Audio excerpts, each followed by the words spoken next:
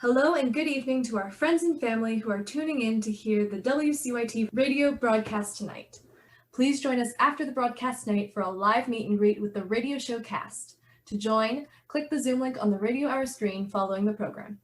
Sponsoring tonight's episode of The Princess Bride is Pleasanton's Western Garden Nursery.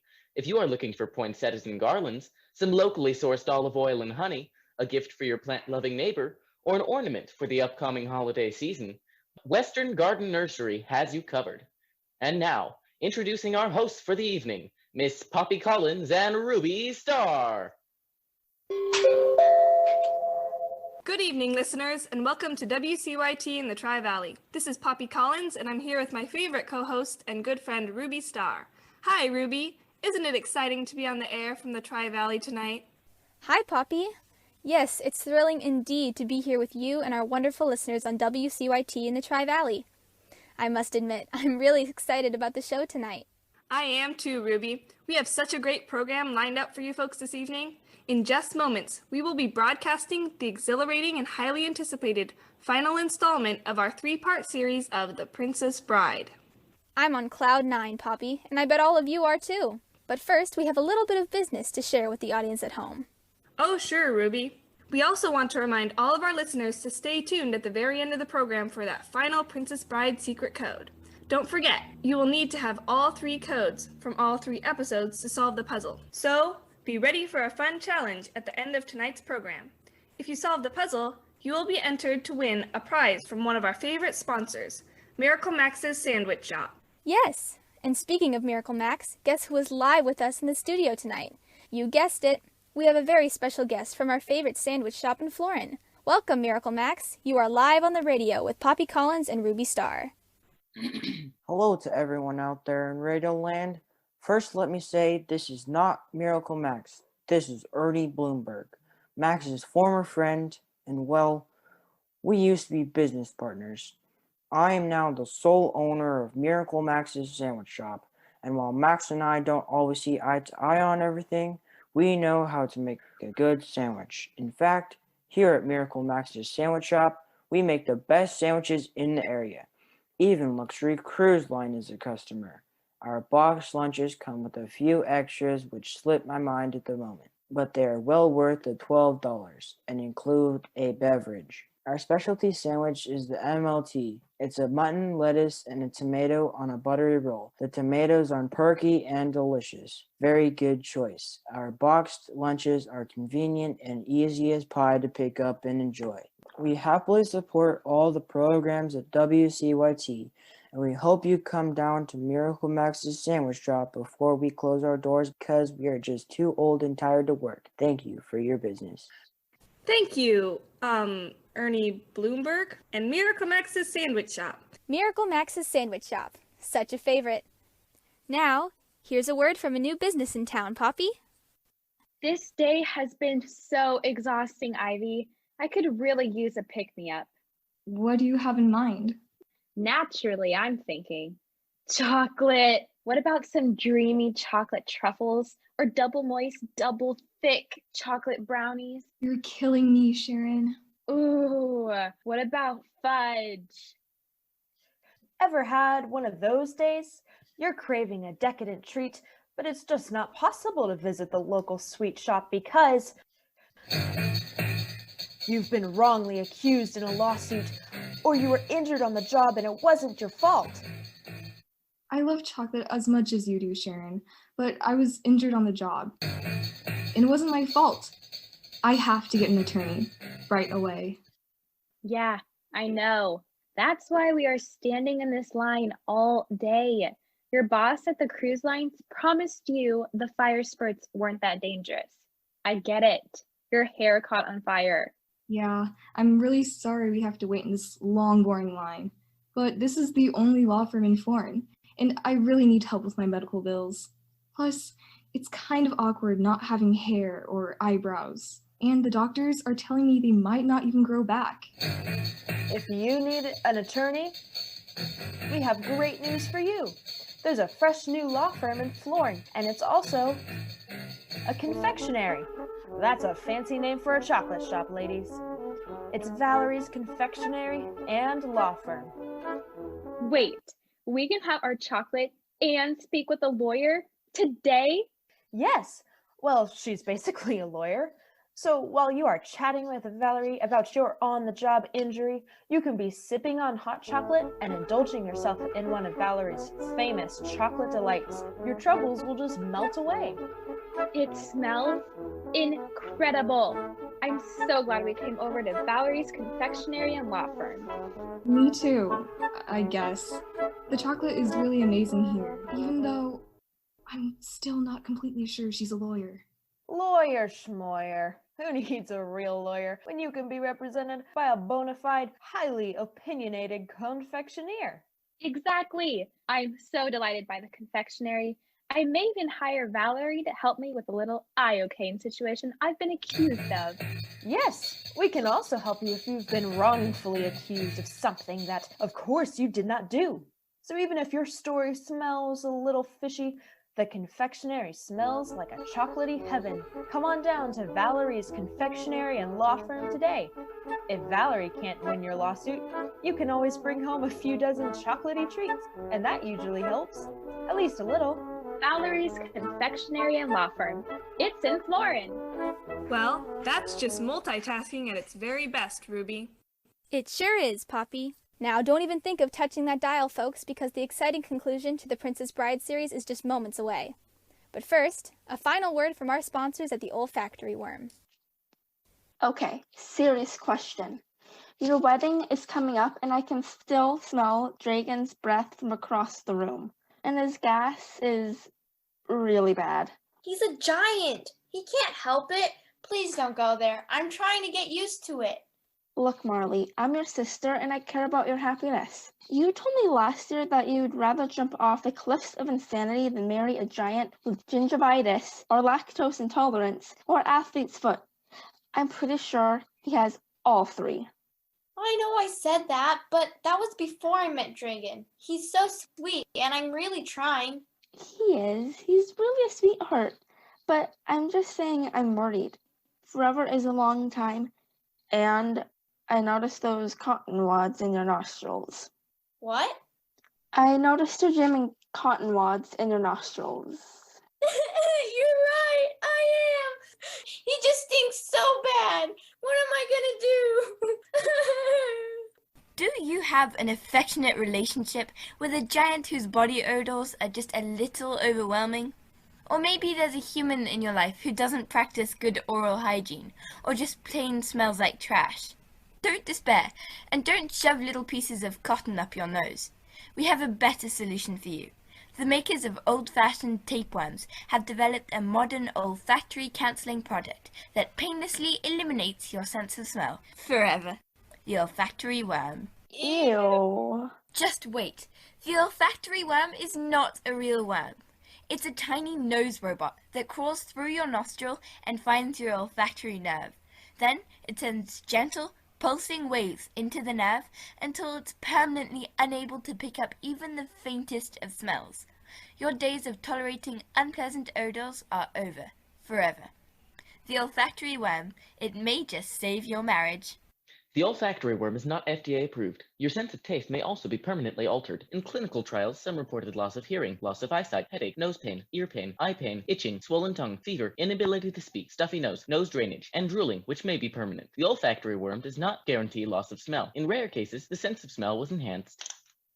How are your wedding plans coming, Marley? Everything is going great, thanks to the olfactory worm. I'm so excited to be marrying Dragon, and our future looks amazing and odor-free. By the way, I have a question for you too. Will you be my maid of honor? Of course! The olfactory worm. Let it crawl into your life and change you forever. Find the olfactory worm in your favorite shady retail stores today. The olfactory worm. What will they think of next? My words exactly, Poppy. Now, boys and girls, moms and pops, I do believe that brings us to our exciting feature presentation here on WCYT.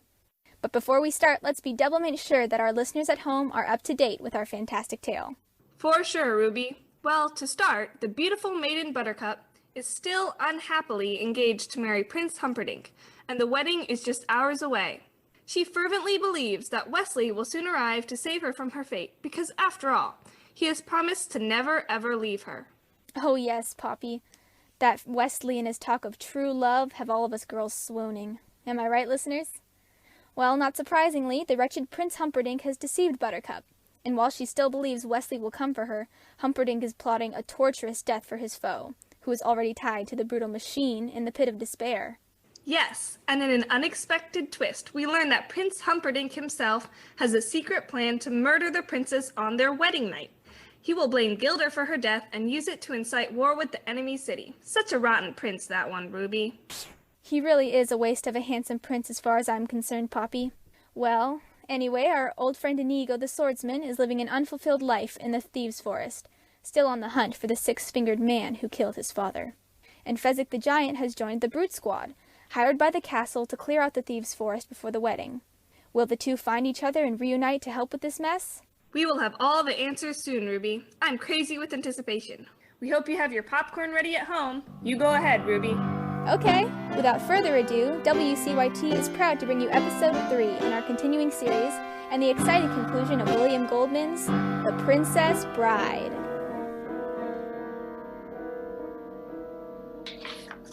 The day of the royal wedding had arrived. The Brute Squad that was assembled on Humperdinck's command had their hands full carrying out the prince's orders to clear the Thieves' Forest.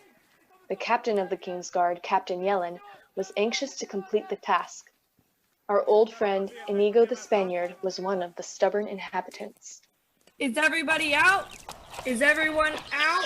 Almost. There's a Spaniard giving us some trouble. Well, you give him some trouble. Move. Oh, there. I do not budge. Keep your hold there. But the prince gave orders. So did Vezini. When the job went wrong, he went back to the beginning. Well, this is where we got the job. So is the beginning. And I am staying till Vezini come. You, giant brute, come here. I am waiting for Vezini. Hello again. It's you, my large rhyming friend. Haha, you like my rhymes. You don't look so good. He doesn't smell so good either, but we need to clear him out. Let's go. It's true. You don't smell so good either. I help you. Let's get out of here. Okay. Fezzik and Inigo were reunited, and as Fezzik nursed his friend back to health, he told Inigo of Vezini's death and the existence of Count Rugen, the six-fingered man. Where is this Rugen now, so I may kill him? He's with the prince in the castle, but the castle gate is guarded by 30 men. How many could you handle? I don't think more than 10. Leaving 20 for me. At my best, I could never defeat that many. I have no gift for strategy. I need the man in black. What? Look, he bested you with strength, your greatness. He bested me with skill. He must have outthought Vezini. And a man who can do that can plan my castle onslaught any day. Let's go! Where? To find the man in black, obviously. But we don't know where he is. Don't bother me with trifles. After 20 years at last, my father's soul will be at peace. There will be blood tonight! As Inigo and Fezzik marched toward the castle, Captain Yellen reported to the prince. The night of the royal wedding had finally arrived. Sire? Report what you know. The Thieves' Forest is emptied, my lord. 30 men guard the castle gate. Double it. My princess must be safe. Oh, so lovely. Here she comes now. Sire, the gate has but one key, and I carry that. Fine, Yellen. Ah, my dulcet darling. Tonight we marry. Tomorrow morning your men will escort us to Florin Channel, where every ship in my armada waits to accompany us on our honeymoon. Every ship but your four fastest, you mean? Every ship but the four you sent to help save Wesley. Yes, of course. Naturally not those four. Ahem, Your Majesty. Go, Yellen, take your leave and prepare the gates. As you wish, my lord. You never sent the ships. Don't bother lying to me. Well, it doesn't matter. Wesley will come for me anyway. You're a silly girl. Yes, I am a silly girl, for not having seen sooner that you are nothing but a coward with a heart full of fear. I would not say such things if I were you. Why not? You can't hurt me. Wesley and I are joined by the bonds of love, and you cannot track that, not with 1,000 bloodhounds, and you cannot break it, not with 1,000 swords. And when I say you are a coward, that is only because you are the slimiest weakling ever to crawl the earth. Oh, princess, I would not say such things if I were you. Rugen, where is Count Rugen? Yes, sire. Rugen, take me to the pit of despair. I am ready to see that common, assuming, self-gratifying pseudo-pirate meet his fate on your machine. Oh, goody. As you wish, my lord. So Count Rugen escorted Humperdinck to the secret chamber where he was introduced to Count Rugen's masterpiece, the machine. Wesley was still strapped impressively to its torture devices. Ah, the not-so-dreadful pirate Wesley. How non-threatening you look lying there. So apparently, you and my fiancé truly love each other, and so you might have been truly happy. Not one couple in a century has that chance, no matter what the storybooks say, and I think no man in this century will suffer as greatly as you will. Albino, put the controls to, let's say, 50. Not to 50! That doesn't sound like it went too well, Grandma. Well, let's see.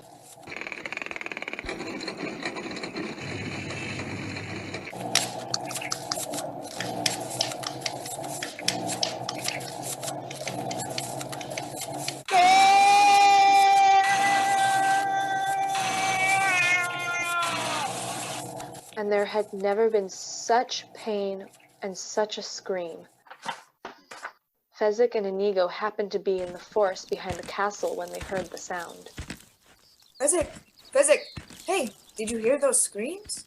That is the sound of ultimate suffering. My heart made that sound when Rugen slaughtered my father. The man in black makes it now. The man in black? His true love is marrying another tonight, so who else has the cause for ultimate suffering? We must find him.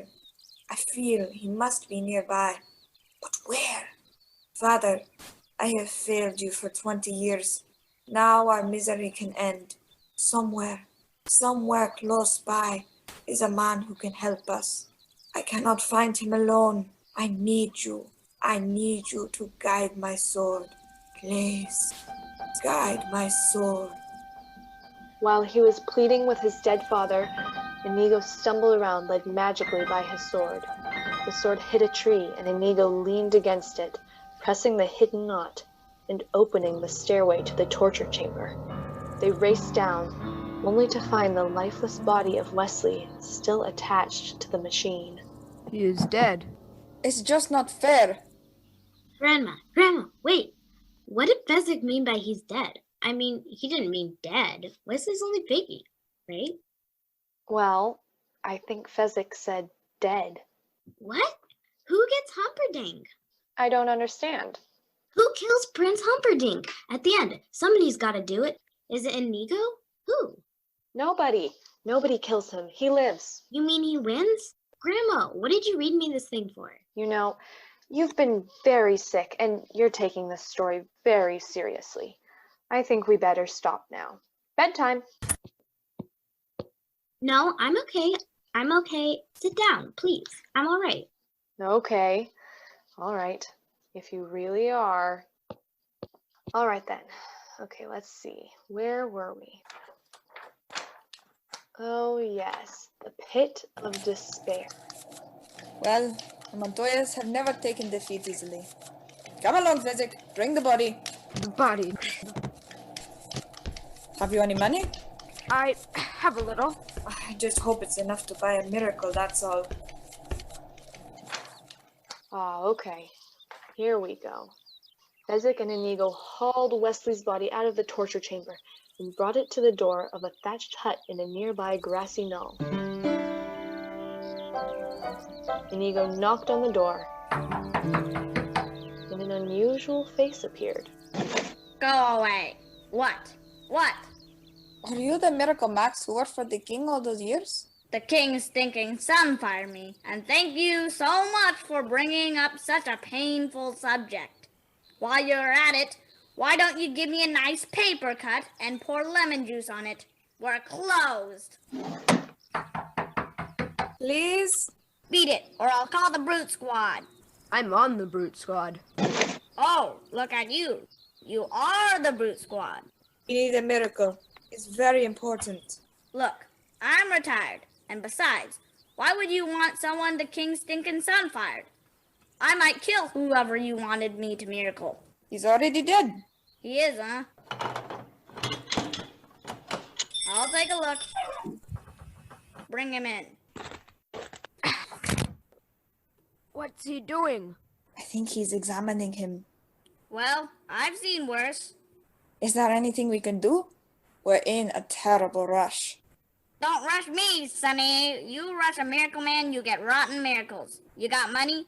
65. Sheesh, I never worked for so little, except once, and that was a very noble cause. Oh, this is noble, sir. His wife is crippled. The children are on the brink of starvation. Are you a rotten liar? I need him to help avenge my father. Murdered these 20 years. Your first story was better. He probably owes you money, huh? Well, I'll ask him. He's dead. He cannot talk. Boo-hoo-hoo! Look who knows so much. Well, it just so happens that your friend here is only mostly dead. There's a big difference between mostly dead and all dead. Please, open his mouth. Now, mostly dead is slightly alive. Now, all dead, well, with all dead, there's usually only one thing you can do. What's that? Go through his clothes and look for loose change. Don't freak out, but I'm going to use this bellows to blow into his mouth now. Hey, hello in there. What's so important? What you got here that's worth living for?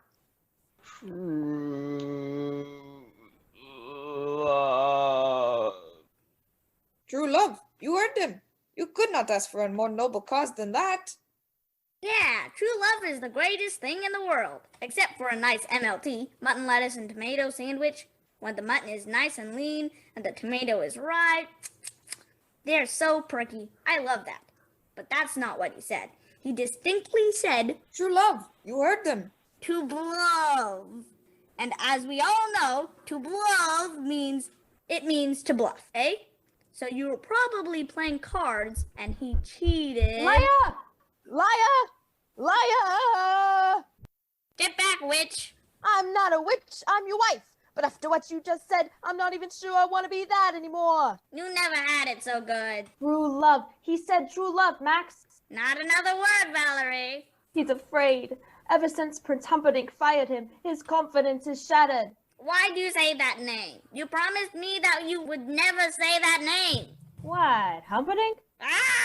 Humperdinck! Humperdinck! Humperdinck! Humperdinck! Humperdinck! I'm Humperdinck! not Humperdinck! listening. Your life's expiring, and you don't have the decency to say why you won't help. Nobody's hearing nothing. Humperdinck! Humperdinck! Humperdinck! Humperdinck! This is Buttercup's true love. If you heal him, he will stop Humperdinck's wedding. Wait. Enough. I make him better, and Humperdinck suffers? Humiliations galore. I'm gonna lick the Dalmatians. That is a noble cause. Give me the 65. I'm on the job. Woohoo! Let me get the pill.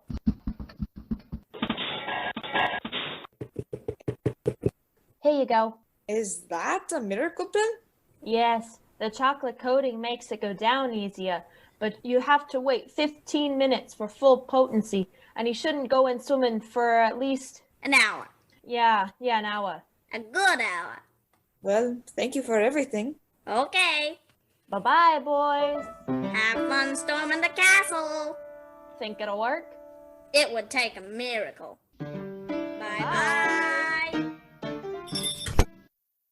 So, do you feel better about everything? I mean, yes, I guess, if the miracle pill works and fast enough. Exactly. Okay. Fezzik, Inigo, and the limp, mostly dead Wesley found themselves atop a battlement overlooking the gate. Inigo, there's more than 30 guards down there. What's the difference? We got him. Help me here. We'll have to force-feed him this pill. Has it been 15 minutes? We can't wait. The wedding's in half an hour. Tilt his head back. Open his mouth. There. Good. How long do we have to wait before I know if the miracle works? Your guess is as good as mine. I'll beat you two apart. I'll leg you both together. Guess not very long. Why won't my arms move? You've been mostly dead all day. We had Miracle Max make a pill to bring you back. Who are you? Are we enemies? Why am I on this wall? Where's Buttercup? Let me explain. No, there is too much. Let me sum up. Buttercup is to marry Humperdinck in little less than half an hour. So all we have to do is get in, break up the wedding, steal the princess, make our escape after I kill Count Rugen. That doesn't leave much time for dilly-dallying. You just wiggled your finger. That's wonderful. I've always been a quick healer. What are our liabilities? There is but one working castle gate, and it is guarded by 60 men. And our assets? Your brains, physics strength, my steel. That's it? Impossible. If I had a month to plan, maybe I could come up with something, but this? Oh, I don't think anything, but... You just shook your head. Doesn't that make you happy? My brains, your strength, and his steel against 60 men, and you think a little head jiggle is supposed to make me happy? Alright. Come on, help me up. I'll need a sword eventually. Why? You can't even lift one. True, but that's hardly common knowledge, is it? Now, there may be problems once we're inside. I'll say. Namely, how do I find the Count? Once I do, how do I find you again? Once I find you again, how do I escape? Don't pester him. He's had a hard day. Right. Sorry. Inigo? What? I hope we win. Back in the castle chapel.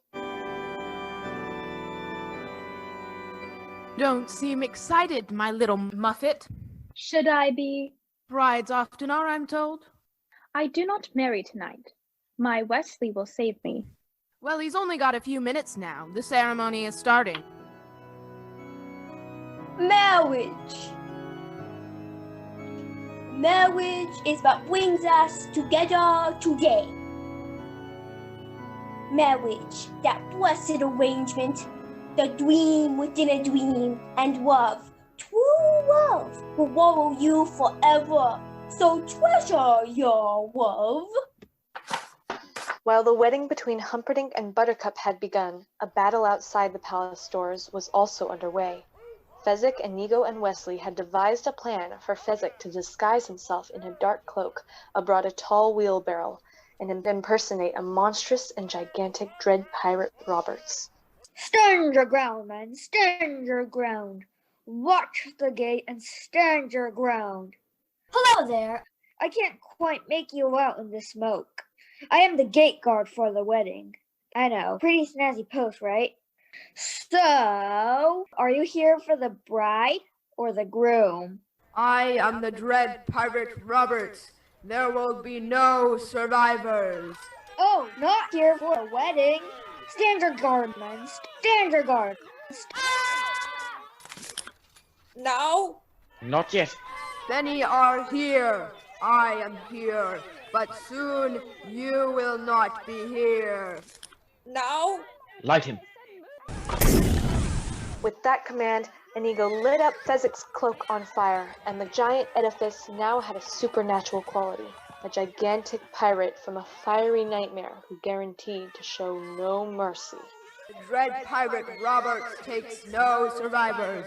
All your worst nightmares are about to come true. The dread pirate Roberts is here for your souls. While the king's guard were running away terrified, the royal wedding continued. Skip to the end. Have you the wing? Here comes my Wesley now. Your Wesley is dead. I killed him myself. Then why is there fear behind your eyes? I have no fear. Continue, Minister. Rugen, what was that sound coming from outside? Give us the gate key, Captain. I have no gate key. Fezzik, cut his arms off. Oh, you mean this gate key? And do you, Princess Buttercup? Man and wife. Say man and wife. Man and wife. Escort the bride to the honeymoon suite. I'll be there shortly. He didn't come. Buttercup had a hard time containing her disbelief and sadness as the king and queen escorted her to the sleeping chambers. Well, it's over. Our Humperdinck is happy to have you as his wife. Of course. And I am a happy king to finally have a butternut. That's Buttercup, dear. Yes, Buttercup, of course. You seem moody. Are you all right, daughter? Well, let's just say it was a very strange wedding. Terrible. That's why she's upset. That's enough, dear. She'll be fine. All right. Here is where we leave you, Buttercup. The honeymoon suite is just down that corridor there. Good night. Good night. And here is a kiss for you, my king. What was that for? Because you've always been so kind to me, and I won't be seeing you again, since I'm killing myself once we reach the honeymoon suite. Won't that be nice? She kissed me. Butternut gave me a kiss. Meanwhile, in the castle corridors, Count Rugen and his men came face to face with Inigo, Fezzik, and the still partially dead Wesley. There they are, Count Rugen. There they are. Marcel, get back. That's my job. There they are, Count Rugen. Kill the Dark One and the Giant, but leave the third for questioning.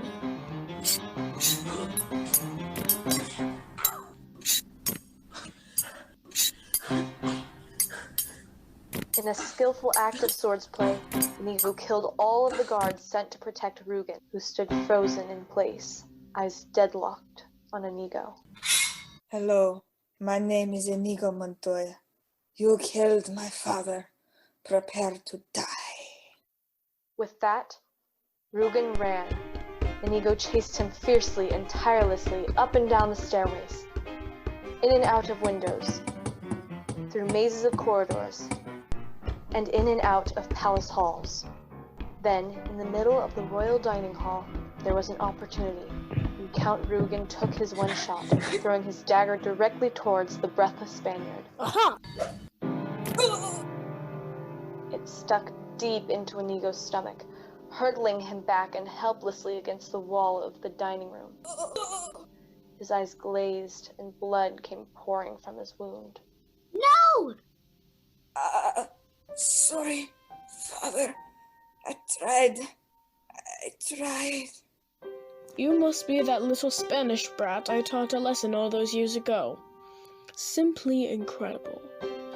Have you been chasing me your whole life only to fail now? I think that's the worst thing I've ever heard. How marvelous. The words sunk in and burned like acid in the wound of an 11-year-old orphan. Inigo rallied and somehow fought the urge to slide to the ground in pain. He found the words he had been practicing all these years. Hello, my name is Inigo Montoya. You killed my father. Prepare to die. He yanked the knife out of his body and threw it at Rugen, who easily dodged it. Good heavens, are you still trying to win? You've got an overdeveloped sense of vengeance. It's going to get you into trouble one day. With this, Inigo found his sword, and it came out as quickly as it ever had. Hello, my name is Inigo Montoya. You killed my father. Prepare to die. Hello, my name is Inigo Montoya. You killed my father. Prepare to die. Stop saying that! Hello, my name is Inigo Montoya. You killed my father. Prepare to die. Inigo had the upper hand now and put a sword to Rugen's chin. No! Offer me money. Yes. Power 2, promise me that. All I have and more, please. Offer me everything I ask for. Anything you want. I want my father back, you cowardly fool! And in a split second that had been the purpose of his life for 20 years, Inigo finally and fairly avenged his father's death. Rugen died at his feet, while Inigo wept tears of a fatherless son. Meanwhile, Wesley had found his Buttercup in the honeymoon suite. At first, she didn't see him reclining on the large marriage bed, and was already preparing to end her life with a self-imposed knife wound. There's a shortage of perfect women in this world. It would be a pity to lose one for no good reason. Oh, Wesley, my love, you came. Of course you did. Will you ever forgive me?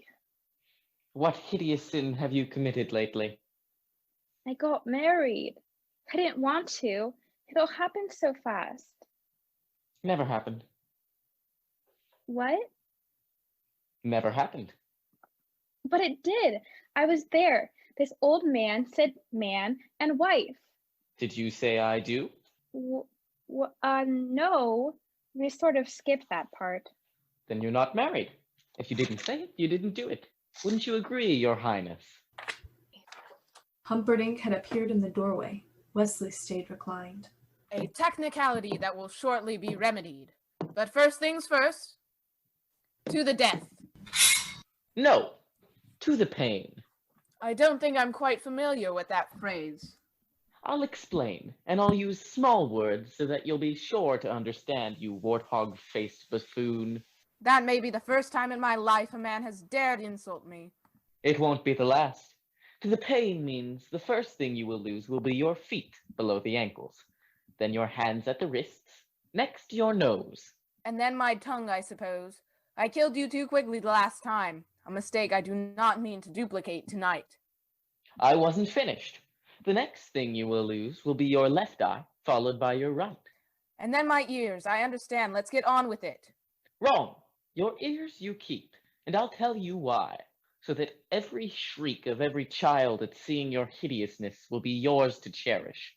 That is what to the pain means. It means I leave you in anguish, wallowing in freakish misery forever. I think you're bluffing. It's possible, pig. I might be bluffing. It's conceivable, you miserable vomitous mass. I'm only lying here because I lack the strength to stand. Then again, perhaps I have the strength after all. To his own surprise, Wesley was able to stand up unassisted, and with an expression as fierce as any swordsman's face, he pointed his sword square at Humperdinck's neck. The terrified Humperdinck followed Wesley's every command. Drop your sword. Have a seat. Tie this man up, please, Buttercup. My pleasure. Make it as tight as you like. And just then Inigo arrived, still clenching the wound he suffered, but wearing the look of a man 20 pounds lighter. Where's Fezzik? I thought he was with you. No. In that case, whoa. Okay, I'm still a little off here. Help him, Buttercup, please. Why does Wesley need helping? Because he has no strength. I knew it! I knew you were bluffing. I knew he was bluffing. Shall I dispatch him for you? Thank you, but no. Whatever happens to us, I want him to live a long life alone with his cowardice. In this moment, Fezzik's low, reassuring voice was heard from below. All, except the restrained prince, hurried as they could to the moonlit window, and saw the giant below holding the reins of 4 white horses. Inigo! Inigo! Where are you? Oh, there you are. Inigo, I saw the prince's stable, and there were 4 white horses, and I thought, there are 4 of us, if we ever find the lady. Hello, lady. So I took them with me, in case we ever bumped into each other. I guess you just did. Fezzik, you did something right. Don't worry. I won't let it go to my head. You know, it's very strange. I have been in the revenge business so long. Now that it's over, I don't know what to do with the rest of my life. Have you ever considered piracy? You'd make a wonderful Dread Pirate Roberts. They rode to freedom that night, and as dawn arose, Wesley and Buttercup knew they were safe.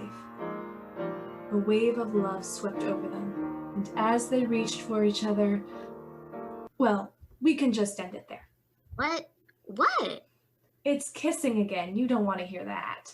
Well, I don't mind it so much. Okay, sure. Since the invention of the kiss, there have been 5 kisses that were rated the most passionate, the most pure. This one left them all behind.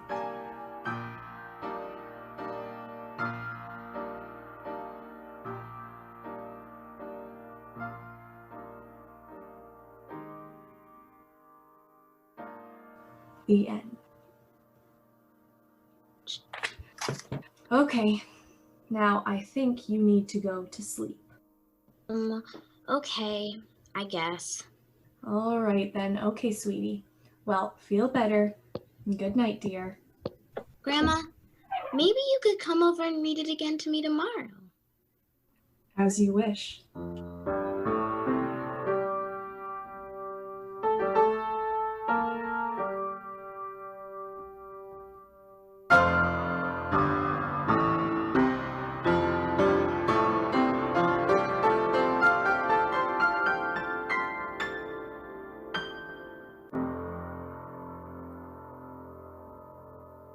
Well, that does conclude our special presentation of The Princess Bride here on WCYT. We hope you enjoyed the show at home as much as we have in the studio. Indeed, Ruby. Before we say goodnight, we have that one final secret code to give you for a chance to win a special prize from Miracle Max's Sandwich Shop. You will want to add this to the other codes that you have received on our previous Radio Hour broadcasts. Only then will you be able to solve the puzzle. Are you ready with your pencils, boys and girls? The code is 21, 5, 12, 15, 22, 5, 19. I will say it again. 21, 5, 12, 15, 22, 5, 19.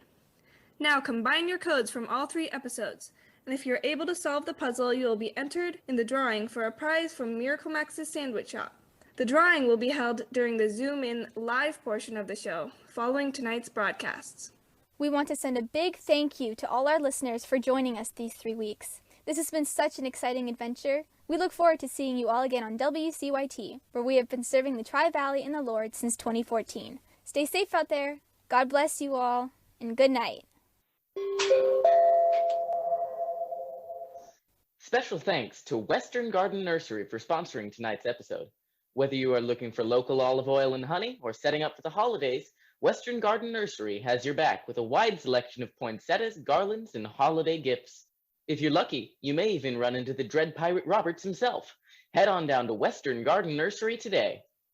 Thank you again for joining us tonight and supporting CYT Tri-Valley. Special thanks to Kristen Werder for her creative vision and direction throughout this fall session. Thank you to our Managing Director, Kristen Schrader-Schaller, as well as Jen Gilbertson, Donna Hutchison, Tracy Whitney, Lana Ivashin-King, and the CYT Board of Directors for their committed support in keeping CYT programs thriving in the Tri-Valley. Now, click the Zoom link to join our live meet and greet with the cast. We look forward to seeing you there.